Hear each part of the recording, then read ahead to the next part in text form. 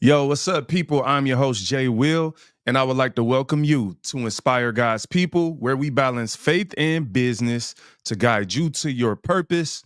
This is episode 235, Kentucky Fried Tariffs. Yeah. Mwah. Kentucky Fried Tariffs. Today, we are going to talk about a little bit of Kentucky Fried Chicken. What I'm going to do there is we're going to revisit a little bit of the story of Colonel Sanders, which I probably tackled on this podcast over 100 episodes ago. And I just want to revisit his story because I think it's some key things that kind of represent where I'm at in my life, but also thought that it can inspire some people to look at how Colonel Sanders became who he was and how he created Kentucky Fried Chicken. And then I want to talk about a little bit of tariffs. I know there's been a lot of talk about tariffs in the world today. And, like I'm more concerned with education than the political side. Some people hate it because of our president. Some people love it because of our president. I'm more of a person that likes to try to sit back, educate myself on things, look at the pros and cons, and develop my own opinion about it. Educated opinion, though, not just emotional. So I'm going to share some of my thoughts around tariffs and really more specifically trade deficit, which is where I think people are overlooking in this whole entire story. So we're going to talk a little bit of Kentucky Fried Chicken, a little bit of tariffs, and maybe a little bit of just being a go-getter, going after the things you want in life. This is episode 235. Look, if you like this content, please like it and share it. Don't just look at it and be nosy. You know what I'm saying? Like it and share it with somebody and pass the information along. But let's jump into the content. So first things first, I was thinking today just about weeds, right? And first I was thinking like, why don't weeds need water to grow? But, in a quick Google search, went to Google University real quick and realized like, weeds do need water, but they don't need as much water as your normal plants and flowers.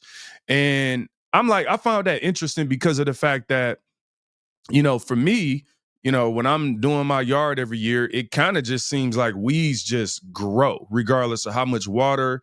Like I'm not going out there watering them. I'm not trying to give them sunlight. I'm not nurturing the weeds, but they're growing and they're growing faster than the other plants that I want to grow. And sometimes the flowers, if you don't nurture and take care of them and water them and give them the right sunlight, they die. Like they just wither up and die. Meanwhile, these giant weeds that I got to constantly pull out, it seems like every single week. And when I think about it, if it does rain, the weeds do grow, more. So I guess that's proof that they do need water. But like I said, in a quick Google search, I just kind of realized weeds don't need as much water as your flowers. And they actually kind of take away the nutrients that your flowers need and your other plants, and they kind of become a competitive entity. So these weeds are taking away the resources that the flowers need to grow. And I find that really interesting because I think there's a little bit of a microcosm of life kind of wrapped up in this example. What I mean by that is, it feels like bad things you don't have to try. How can I say this? It feels like you don't have to try to make bad things happen, right? Like bad things or challenges or negative things just seem to just automatically grow and do well. It's like negative content on the internet. If you talking crazy and negative, like you could get people to listen easily. Like bad news travels fast. But if you're trying to put positivity out in the world, it could feel like a struggle, especially in this day and age where so many people want to be negative. And so it just made me think about this idea that, if you want flowers to grow, you got to put effort into it. And you got to go out and water them. You got to make sure they're getting sunlight. And on top of that, you got to fight off the weeds. And so sometimes in life, it might feel like for some people, like, I'm trying hard. And why do I come up against so much resistance when I'm just trying to do good and I'm really just a good person? And sometimes you are a good person and you really are trying to do good, but you have to put effort into good. And you can't just only water the plants and the flowers. You got to pull out the weeds, because if you don't pull out the weeds, then they're just going to take away from the flowers. And what do I mean? As an example, that could be eliminating distractions, right? There may be good things that you want to do in your life, but the fact of the matter is you haven't taken care of the distractions that's taking the resources away from the good things you want to do. As a person that, has had many ups and downs, many successes, many failures, I could tell you that sometimes the failures are really just because you haven't cleared the path and gotten all the things out of your way before you start trying to plant your flowers. So some of us just go out and, we plant our flowers, quote unquote, our, metaphorical flowers. Like we go and plant them and we haven't first gotten the ground ready. You got to clear up the weeds. You got to make sure the ground is fertile, and then you got to water and you got to do all these things. And I just want to encourage you to say that that's okay if you feel that way. If you feel like you've been trying to do well, trying to do good, what did the Bible say? When I would to do good, evil is always present with me. And so, again, I think there is an element in life that we have to understand and really almost accept, is that you're gonna have challenges. Life and things just don't come easy. And I think what happens is we start looking at other people and we feel like, yo, that happened easy for him. That happened easy for her. Why is it so hard for me and it's so easy for her? Well, it's just because he got a filter on it. You know what I'm saying? He got a filter on the picture, making it look easy. He got the certain angle of the video, making it look like it happened so quickly. But the reality of it is, if we're being real with one another, you know what I'm saying? If you being real with me and I'm being real with you, the fact of the matter is things are tough. Like I try to do good things all the time that are challenging, or things that I think are good, right? Positive things or godly things, or I want to do this, I want to do that. It seems like I always come up against challenges in life when I'm trying to do things, and it takes a lot of effort. But where I want to encourage you is to say, even though you feel that feeling, you can fight through that feeling. You feel me? That's really what it's about, is fighting through and pushing through that feeling to get beyond that feeling so you could produce results. And I think what happens is sometimes when we have opposition and we have challenges in front of us in life, it feels like, yo, I can't overcome this. It feels like, yo, no matter what I do, no matter what I try, it seems like I fail, or it seems like, right, when I was feeling good about something, some unexpected challenge comes. And some of us take that as some type of sign that we're supposed to give up. No, it's not a sign that you're supposed to give up. A lot of times it's a sign that you're supposed to keep fighting, because it's pushing through those moments in life that will get you to the purpose that God has called you to. And I really think that some of us give up on our purpose too quick because we looking for signs and wonders, like show me a sign. And sometimes it's like, no, just keep fighting. Just keep going. The sign is I told you to do it in the first place. Sometimes the only sign you need is for God to tell you to go. And once he tell you to go, you don't need another sign when you at the halfway point. Like if he told you to go, right? That's really the question. Is he the one that sent you on the journey in the first place? Because I could tell you, when we start second guessing the journey, it puts us in a position to go against the will of God and to go against what God originally set us out to do. And again, that's because we haven't cleared the weeds sometimes. And sometimes the weeds are other people. And I don't mean that in a way that like blame other people for where you are, or like, other people are just also bad. But I do mean it in a way that, you have to really understand who God sent to speak into your life. And one of the challenges today is that we got so many voices in our head by way of the internet, right? And the good thing about it is you could pick and choose those voices, really. Your algorithm is just a reflection of the things you like. And so sometimes we blame in the algorithm for what it's showing you. Like, it's showing you that because you keep clicking that. If you find a way to start clicking some more positive things, some more godly things, some things that inspire and encourage you to go about doing what God called you to do, you will see your algorithm get full with those type of things. But again, we got so many voices in our head, so many distractions pulling us every which way. The Bible says a double-minded man is unstable in all his ways, in everything. So if you got two conflicting and opposing voices in your head, and one day you listen over here, one day you listen over here, this one telling you to follow God, this one telling you God ain't real, this one is telling you this one is telling you that, what happens is you just unstable overall. That's just Bible. Like you just unstable in everything. And so sometimes, right? Sometimes we just haven't cleared the distractions, only go to the voice of God, right? How do we do that? Like some people like, well, how does God talk to people? I tell people all the time, the number one way that I believe God talk? Through the word of God, the Bible. Like at the end of the day, you want to hear the voice of God, you want to hear his instruction, just follow that. Just follow the Bible. Read the Bible, but follow it in its proper context, understand it, study it, get some sound doctrine, and then you will know that that is God speaking to you. You feel me? Brother Jesse, what's up, sir? Thank you for watching. And so I just want to start off by saying, look, things take effort when you want to do good things. Sometimes you feel that opposition, but you gotta push through.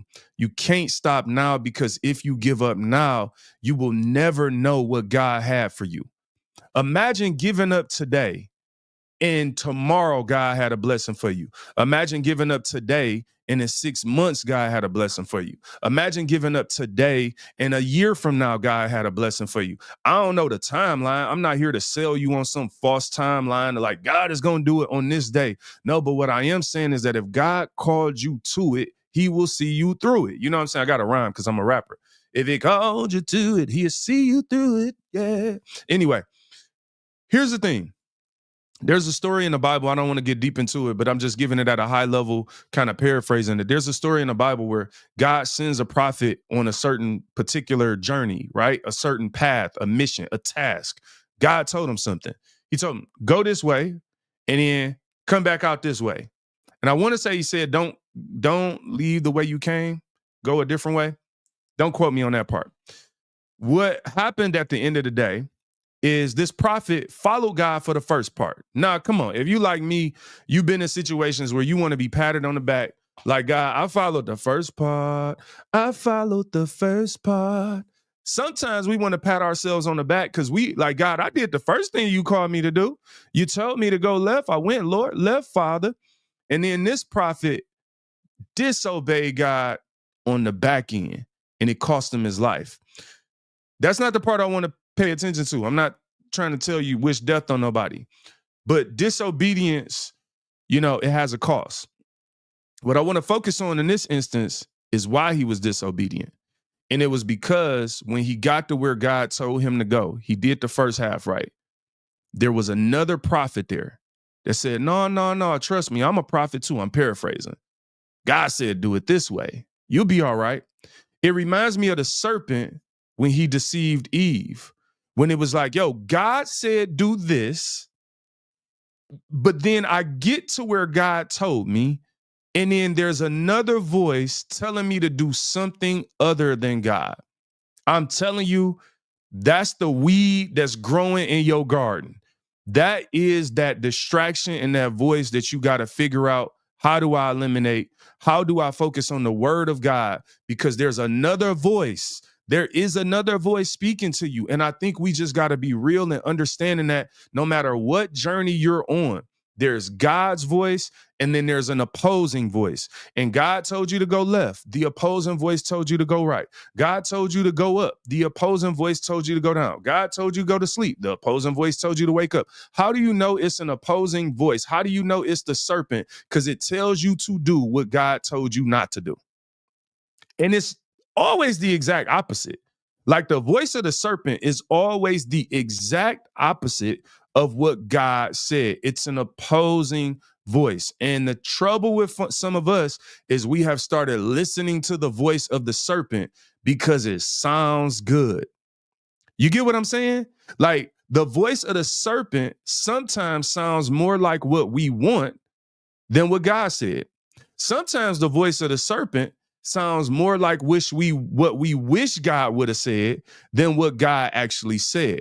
Reminds me of when Jonah went towards Tarshish instead of going to Nineveh, because he was going in the opposite direction of where God called him to go. And what I'm telling you is we need to find a way to eliminate those distracting voices in our head, because so many times we're trying to figure out why we haven't been able to move forward in life, why we haven't been able to get to where God told us to go. And it's because there is another voice telling you to do something that God told you not to do that is continually holding us back. And that is what we have to overcome. And one of the ways we overcome that is we water the thing that we want to grow. If you go in your garden, right, and you see a weed growing and a flower growing, you get to choose which one you want to pull up and pluck out and kill, and which one you want to nourish so that it can grow. And a lot of us are going in that garden and we looking at the flower and we looking at the weed and we looking like, you know what? The weed growing faster than the flower. I want the one to grow the fastest, so I'm gonna go with the weed. And if you ain't careful, some of these weeds out here be looking like flowers. Like that ain't no flower, bro. That's a weed. That's something you need to pull up and kill before it kills everything else around it, because weeds take the nourishment of the flower. So you got this thing. We all got something, a seed that God planted in us, something that he called us to do, something that he wants us to do. There is something, a purpose that God has for your life. And some of us simply can't hear it, can't understand it, feel distant from it because we're watering the weeds and we're wondering like, where the flowers at? Why my garden full of weeds? Well, it's because all you do is water weeds. What's an example? I'll just give a practical example off the top of my head. You know, I always say like we entertain ourselves to death. Like some of us, we just, all right, Netflix this binge watch this series. We listen to this music that's anti-God. What I ain't here to judge nothing with you. I'm just giving you practical examples. Well, it's like, all right, if all the music I listen to say stuff completely against what God said, and I don't have no entertainment in my life or nothing, no movies, no music that is actually feeding the thing that God wants to grow. Or, oh, I listen to music all day, every day, but I haven't listened to an audiobook in 5 years. Or I read, you know, all type of crazy stuff on the internet, but I can't spend 5 minutes reading the Bible. The thing is, whatever you water will grow. And some of us are watering the weeds. All right, cool. Let's move on from that section. Stop watering weeds, water flowers, watch the flowers grow, keep pressing through. Don't let yourself be stopped just because there's opposition. All right, next up, I want to talk a little bit about Colonel Sanders. Y'all ought to have some KFC in your life before, some finger licking good chicken and them biscuits. Them biscuits. Oh, some good biscuits. I used to work at KFC. Fun fact, when I was 15 years old. I worked at KFC Taco Bell. It was a combination of the two on Mount Elliott. What's that? Mount Elliott and East Grand Boulevard in Detroit. Yeah, I worked there. You know what I'm saying? And me and my cousin, the one used to bring home the parfaits. Hey, I'm gonna be real with you. That refrigerator used to look like a KFC. Like we used to go back to the wine house, man. Like, I mean, you throw the food away that you don't cook. Y'all could judge me. It wasn't stealing at the time. It wasn't stealing in my mind. I'm 15. I'm trying to get these pies, bro. That pie about to expire. Let me get that. That parfait, let me get that. We gonna throw that out? Let me get that. That's how I used to do. All right, so I want to talk a little bit about Colonel Sanders because I think he has an interesting story. And we talking about resilience. We're talking about pushing through. What I like about Colonel Sanders, Colonel Sanders, I can't talk, people. What I like about the story of Colonel Sanders is really a couple things. It's that the first things first, at 6 years old, his father died. And that put him in, remember, we talking about opposition. That's tough. 6 years old, losing your father, I wouldn't wish that on nobody. But it was something interesting. It put a responsibility on him to be the head chef in his house at 6 years old. So at 6 years old, Colonel Sanders was cooking for his family because his father died, right? So I want to say, it says at 7 years old, I'm reading this little article. I got a couple articles that I got this information from just to kind of cross-reference. And the one I'm looking at is from University of Houston, their website, uh.edu. So I like they kind of had a good summary. So that's the one I'm kind of reading. Actually, I'm going to share my screen real quick just so y'all can see what I'm looking at. But I don't want to bore y'all with like reading through it for real. So I wasn't going to like share the screen, but let's look at it for a little bit. Why not? A couple things about Colonel Sanders that sticks out to me. Look, at 6 years old, his father died. He had to take care of his siblings and did much of the family cooking. At 7 years old, he had already mastered several regional dishes. Okay, hold on. I'm going to stop sharing for a second. By 7 years old, Colonel Sanders had mastered regional dishes, right? So the first thing I want to say about this in his story is a lot of times what we do is we look at people's outcome. We look at KFC and my chicken better than his. How did he do this? Like we always look at people in their success, but we ignore what trouble, what drama, trauma, struggle they went through to get to that chicken. We talking about Kentucky Fried Tariffs right now. Colonel Sanders had to endure his father passing and take on a responsibility to be the head cook in his house at 7 years old. So if you want to find like that chicken good, because it's a lot of living in that chicken. It's a lot of pain in that chicken. It's a lot of pain in them spices. That's why they don't want you to know them spices, because you ain't went through what he went through. You ain't getting these spices until you go through something. Go through something and get your own spices. My point is, first things first, Colonel Sanders had to step up and take a responsibility. And sometimes in life, we looking at people pictures, we looking at their success, and you like, I want to be successful like them. No, you don't. You don't want this chicken. You don't want this one, buddy. Because he had to endure something. I've learned a long time ago in life, whenever I see people with something, I try my best not to covet what they have, because I know that I don't covet what they went through. Woo! Man, I don't want to covet what you have because I know I don't want what you went through. See, what some people do, they look at your stuff, they look at the material things you got and be like, I want a car like that. I want a house like this. I want that. They're like, you know what I went through to get this? When I see people with a lot of stuff, I get nervous. Like, ooh. It's like seeing a happy couple.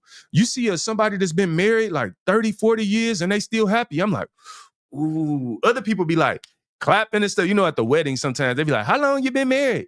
Everybody dance. If you been 30 years, the longer that everybody starts sitting down them last couple couples and everybody be celebrating like, ooh, y'all 50 years of marriage. I be looking like, ooh, 50 years? Y'all done been through some stuff. I'm scared to know what you done went through in 50 years. You feel what I'm saying? Because you know what it takes. When I see somebody with a huge level of success, I'm like, ooh, I don't know how much sleep you didn't get to get that car. I don't know what type of sleep you didn't get to get that job. And so a lot of times, if you just be fair and be real, you won't even covet. You will just show respect because you like, yo, at 7 years old, you had to cook for your family. I wouldn't wish that on nobody. I ain't gonna talk about these 7 years. See, I was almost about to get blocked and unfollowed by some of y'all talking about y'all kids. We know they can't cook.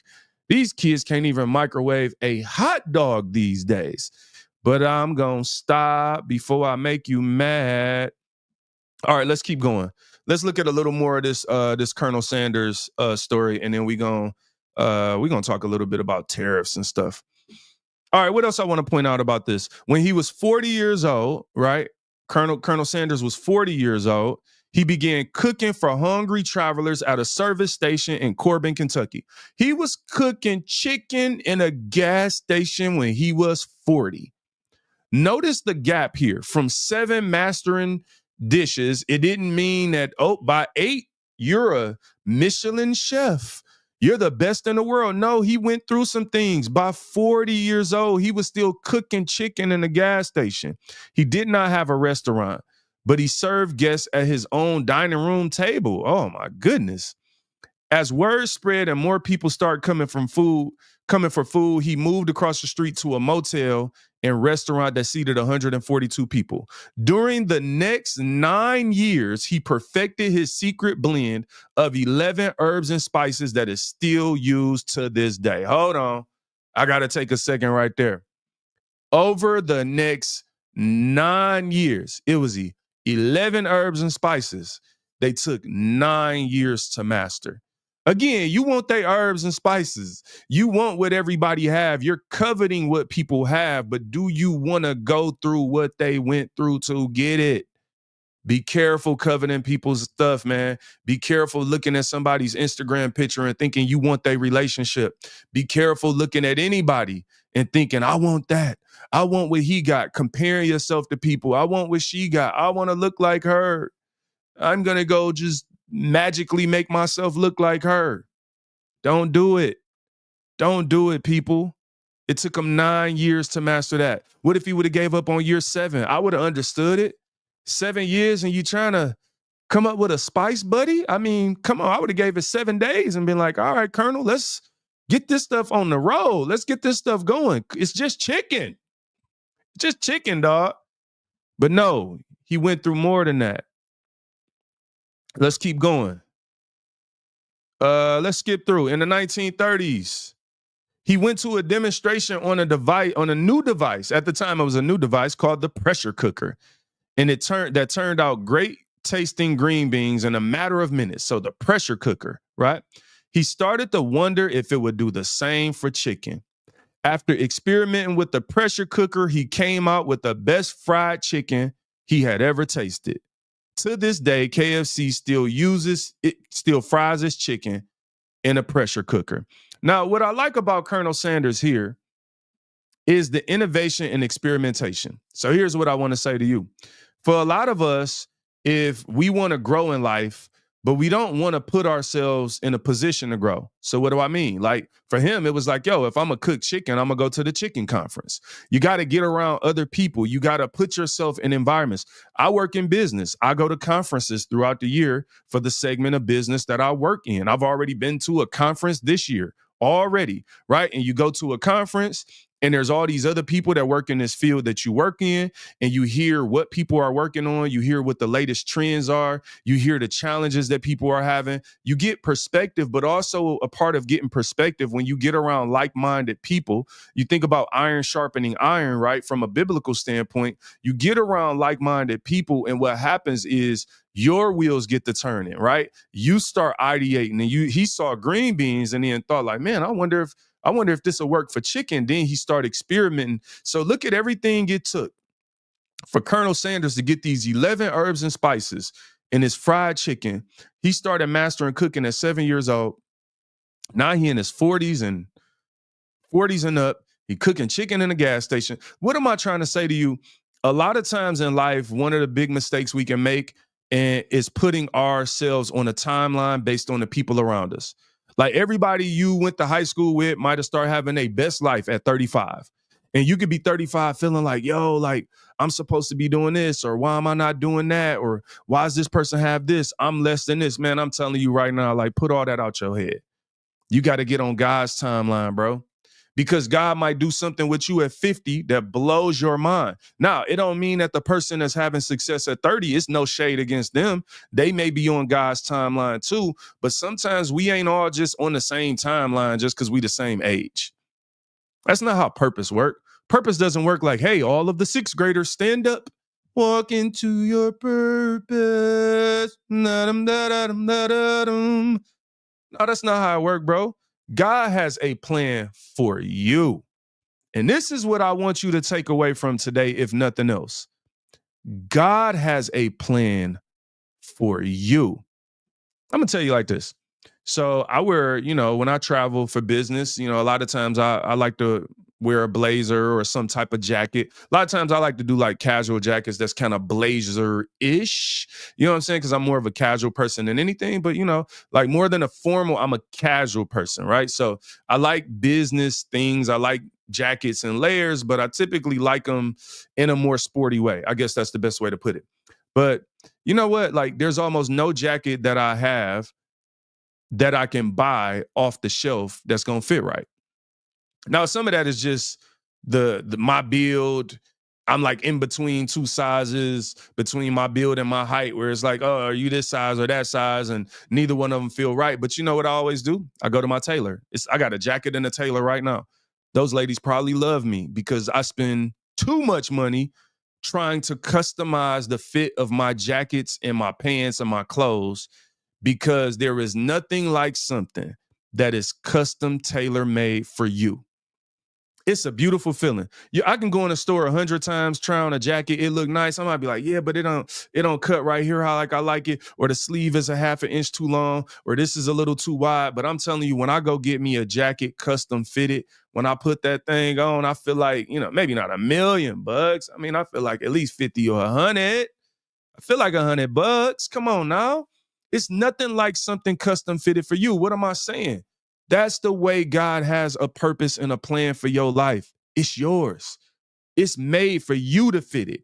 And so when you go around looking at everybody else's blessings and what God is doing in their life, it's like you can't get a blessing off the shelf that just fits you custom made. No, you need a custom made purpose, a custom made blessing where God thought about you and thought about how it was going to look on you and how it was going to fit and with the skill set he gave you and how he wanted you to navigate this life.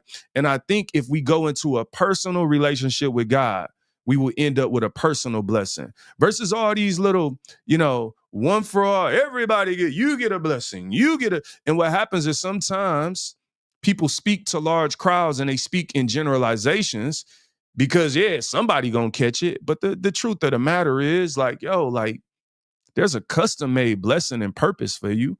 There's a custom made plan that God has for your life. And we just have to get to that place where we are ignoring everything else and listening to God and realizing that you could be 40, you could be 50, 60, 70, 80. Long as there is life in your lungs, long as you are here, God has a purpose for you. And there may be something he wants you to do at the age that you're at now that will blow your mind because you thought it couldn't happen after 35. I'm sure Colonel Sanders thought he couldn't create the best chicken after 35, maybe even after 40. But it was in his 40s and 50s that these things started to happen for his life. And that's what I love about it. Let's jump back into his story real quick, and then we're going to get up out of here. It's late. I'm tired, man. I've done a lot of stuff today. All right, where we at? We at 1952. He devoted himself to the chicken franchising business. He traveled across the country. I mean, just think from 1930s, he was out here looking at the pressure cooker. In the 50s, he devoted himself to this chicken business. And then look, let's see. In 1964, there were more than 600 franchise outlets for his chicken. And that was the year he actually sold his interest in the company for $2 million. I think that was a mistake. But anyway, he sold his interest. I wouldn't have did that one, Colonel. Look, everybody perfect. Story ain't perfect. I ain't say he had a perfect story. I said he had an inspiring story. But what I want to say here, he did end up becoming an ambassador for a company. I forgot how much money he made doing that. I looked that up in the past, but that's not important today. What's important is it wasn't until 1964 that he kind of reached that peak success with his business and sold it for a couple $1 million. But this started, when he was 7 years old and when he was in his 40s. And then, what year was he born? I think he was born in 1890. I want to say he was born in 1890, if I'm not mistaken. Yes, he was born in 1890 because he died in 1980. So if he was born in 1890, just think when it's in the 30s, right? This is when he in his 40s. But then look, he in his 60s going around doing this stuff and really was he 70, 74 when he sold the business? So what's my point? My point with all of this is that there's still purpose that God has for you. And I don't want us to be in a place where we're looking at other people and we think it means God can't bless us, or just because something is delayed, we think it's denied. Like, no, God has a purpose for you. Let me take a little sip of my tea. All right, what's the last thing I want to talk about? This episode is called Kentucky Fried Tariffs. I want to talk a little bit about these tariffs that's going on in the world, and maybe from a different perspective than you might have heard it or whatever is going on in the internet today. Look, I'm not going to say a lot of time. I've spent quite a bit of time over the last couple of weeks, myself just wanting like a better understanding of like the pros and cons of everything that's going on. Because what I like to do whenever something becomes super popular and everybody's tripping off of it, I like to take a step back and say, where's the truth in all of this? Because a lot of people are biased with their opinion because they love someone or they hate someone. And that's not really how I like to learn. I don't like to learn through the emotion of how I already feel, because then I'm not giving myself a true opportunity to learn about something and know whether or not something is good or bad that someone is doing. And so that's the way I've kind of navigated these tariffs. I've started to like study and look at, why they exist and the different politicians through the years who specifically have spoken on China and things like that. So here's what I want to say. I don't actually want to talk a lot about tariffs, but I want to talk a little bit about trade deficit, because I think that's what's being overlooked. And I also want to talk about a little bit of what I see as some of the pros and cons and the challenges and watch outs in this. Now, let me just first say before I talk about this, I'm not trying to be an expert. I'm not an expert. I've watched some experts speak on the topic. I've read some things, and I have a perspective that's continuing to grow in this. But by all means, I'm not trying to act like an expert. I'm just sharing an opinion. So I want that to be laid in foundation. And my opinion is not coming from being for or against them to start. It's really just from what I've assessed and what I've observed, and I'm wanting to share that from maybe a more productive standpoint than just people arguing online, some of the things that I've seen.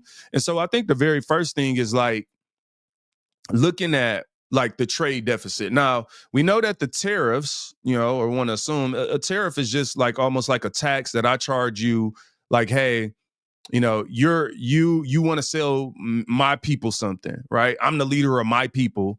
You want to sell them something. I say, okay, cool. You want to sell something over here and kind of, export to me, and I'm going to import it, but I'm going to import it with the tax, right? And then you say, hey, well, vice versa. If you send something to me, that's a tax. So that's the first thing. That's really, I want to say it's simple. Maybe it's deeper than that, but on the surface, it's pretty simple. It's just a tax that we charge each other to sell goods to each other, right? Because you're selling something, which means you're making money. Let me think.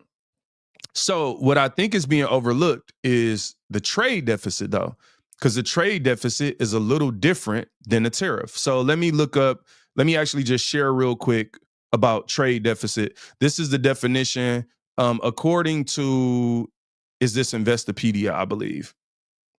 Yes. So understanding trade deficits. Let's first go to what is a trade deficit here. And this website has a lot of pop-ups, so I'm sorry.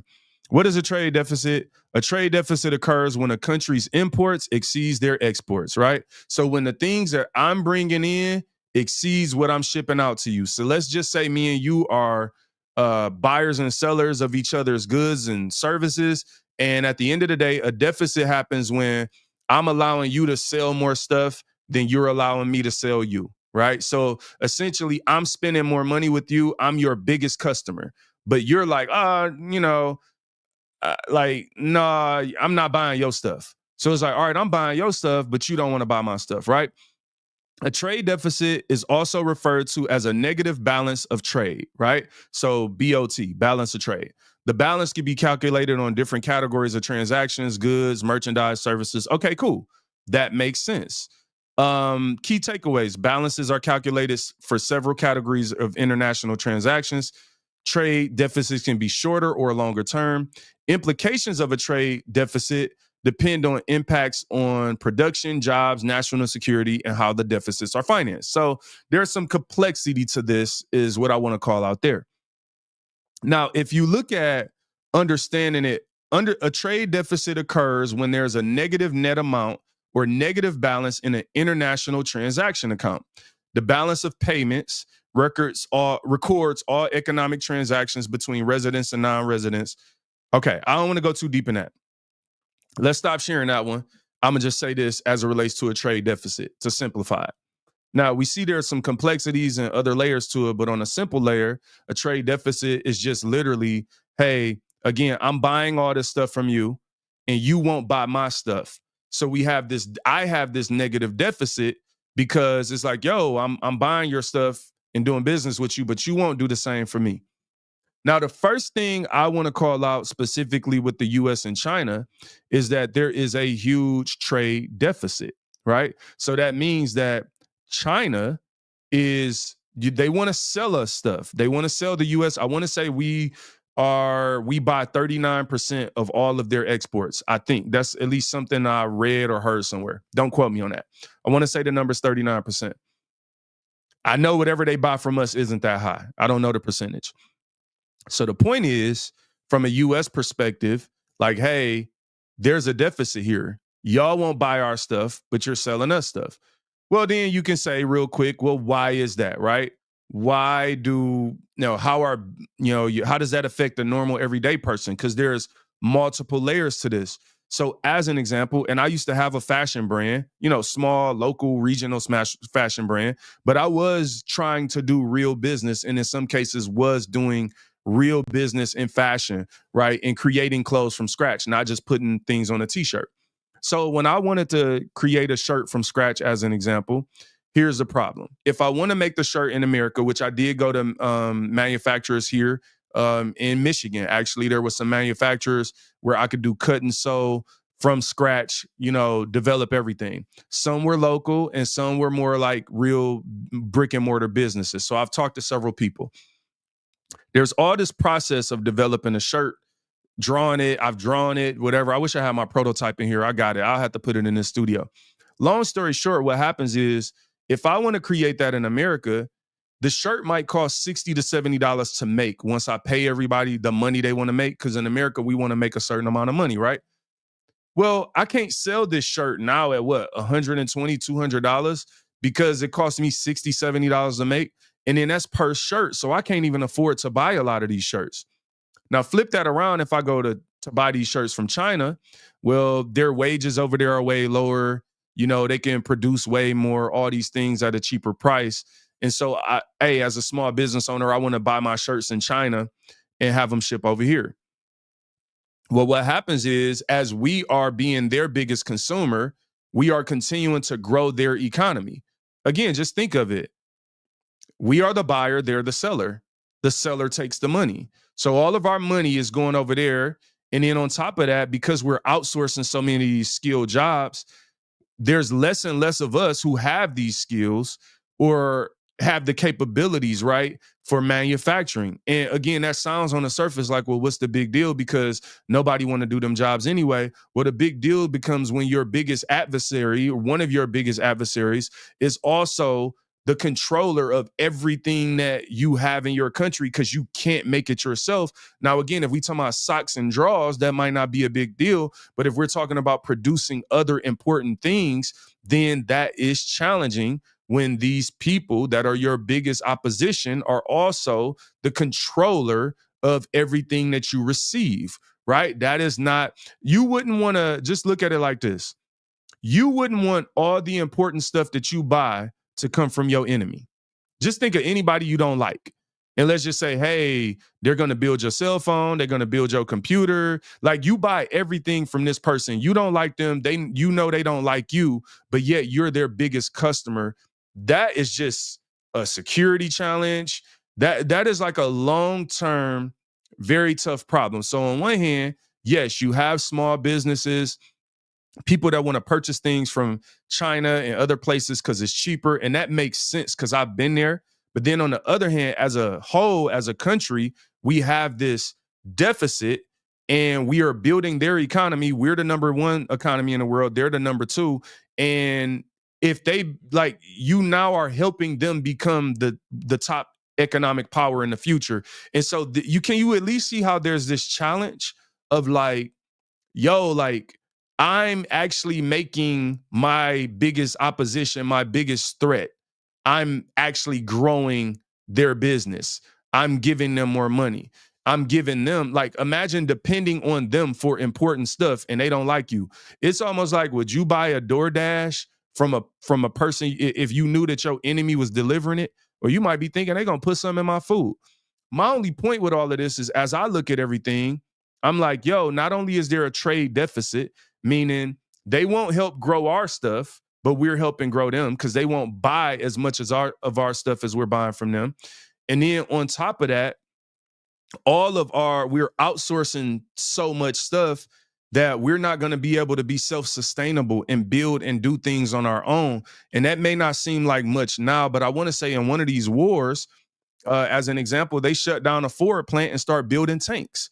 Well, that's because you had a Ford plant. You had manufacturing here. Like, in the most dire times now, if the people that's trying to take you out are also the people that produce everything you have, then that might put you in a security threat. So I just think as I learn more and more about tariffs and trade deficits, I realize, I'm not an expert on this, so I don't go on the internet and just argue about my opinion all day just because I can't get some Gucci socks. Like, I mean, it's like I watch people argue on the internet about things they haven't even learned, or they make things black and white that are much more in depth and complex and layered than just this surface level argument. And that's the dangers of looking at social media as the voice that influences and guides you. But here's the other thing I just wanted to pull up real quick, because again, I'm like really big on like, well, I mean, do we have any examples of like the trade, deficit for China with China? And so this is according to the United States, this is census.gov, right? So this is the United States Census Bureau. And this is the trade, our deficit with China by year. So if you look so far this year, hopefully y'all can see this. We've exported, and this is in millions. So in February, we exported 10.4 million, but we imported. So we sold them 10.4 million, but then we bought from them 31.6 million. So we had in February a negative $21 million trade deficit with China. So far this year, coming through February data, we have $52.9 million trade deficit with China just for this year. Now let's look at 2024. What did that look like? We ended 2024 at a negative $295 million trade deficit. That is a negative deficit. In 2024, China, that we exported $143 million worth of whatever is covered in this, I don't know, but goods, services, whatever. But we bought 438 million from them. So that's not an ideal way to do business. Ideally, I would think you want to be at parity. Like, hey, I'm gonna buy this stuff from you, you buy this stuff from me. And in buying things from each other, you also make the people over here richer and more wealthy. Because if you a farmer or you have something that you can export to China and they can buy it, if they bought more from us, then that money goes to you. You are now benefiting from this trade relationship, right? But you don't want to be in a deficit, and especially not by almost $300 million. Well, let's go to 2023. It was a negative $279 million trade deficit. Let's go to 2022. It was a negative $382 million trade deficit. So I guess you could say, we made progress. In 2021, negative $352 million trade deficit. 307 in 2020, 342 in 2019, 418 in 2018. My point is, you see how these numbers, you could go back 2013, negative $300 million trade deficit. Now imagine if year over year, every single year, you are at a negative $300 million trade deficit with somebody annually. Annually, you making $300 million more off of me than I'm making. Like, that's wild. Miss Nikki, what up, though? Appreciate you checking it out. All I'm trying to say, y'all, these Kentucky Fried Tariffs, I'm a person that's like, I don't want to act like an expert if I'm not an expert. I don't understand the selective outrage. Like, some people, they hate Trump so much. This is bigger than Trump to me. I've watched Obama talk about this. I've watched Nancy Pelosi talk about this. I've watched Democrats and Republicans say that this is a real problem. There's a video circulating with Obama saying this exact thing is a real problem. So ultimately, to me, from the outside looking in, it seems like Trump is taking on a problem that everybody has agreed is a problem. Now, that doesn't mean that it comes without challenges. It doesn't mean that it's going to be easy when you're trying to fix something with an adversary or an opposition like that. But what I do believe is that I would rather see it get fixed now than to continue be at a negative $300 million trade deficit with somebody, taking on debt and allow them to become the economic power. At the end of the day, that won't be good for no American. And so, yes, I know we want our cheap Gucci and Louis. I know we want our cheap Nikes. I know that we want, to be able to create things at a cheap price. But I'm just the kind of person like, let's see some things work out. From a business perspective, I get some of it. I also understand that I'm still talking on the surface. There's a lot of complexity to this stuff. So all I can say is, look, man, keep learning, keep educating yourself. Let's not be emotional. Let's be godly. Part of being godly learners is really being fair in how we learn and how we assess things and not just getting caught up in the emotion and all the noises out here and like, trying to sound like everybody else and say what they said because they said it and this TV channel said this, man. I try to learn for real. And again, looking at these tariffs and trade deficits, I'm like, all right, this is deep. I get it. There's a lot more for me to learn here. I'm just operating on the surface as a new learner into like a new I guess learner. That's not the word I'm looking for. It just don't sound right. But my point is I'm learning. And the more I learn and see the detail, I'm like, yo, there's pros and cons. But ultimately, I do think, and I have seen where there are manufacturers, companies coming. I just saw NVIDIA. I want to say I saw an announcement today. It may not be from today, but I saw it today where they're about to start building some things here in America. So ultimately, when you get these companies to start manufacturing, building in America, that means that Americans, me and you, have jobs. That means more jobs come to us, more good paying jobs, more jobs where that changes people's lives, right? And so you got to work, you got to build a skill set, you got to grow if you want wealth. It doesn't just come to you. It's not just easy, but ultimately I think we got to see some of these things through. And again, look, you can feel about it how you feel about it. I just love when the opinions are rooted in education. I'm not saying there's one way or another to look at these tariffs or that you got to agree here or disagree here. I'm just saying let's have some educated conversation around it versus just the emotional hollering and screaming at each other because we can't buy Gucci or because they like the stuff that I see people tripping about. To me is just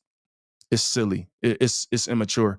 I really can't vibe with it. So look, thank y'all for watching and listening to today's show. This is episode 235, Kentucky Fried Tariffs. Hopefully you learned something. Hopefully you got something from it. Hopefully you were inspired. Please like, share, subscribe. Subscribe on YouTube, y'all. That's really where the vibe is at Inspire Guys People on YouTube. If you like this, please share it. Y'all have an amazing, amazing, amazing day. Thank y'all.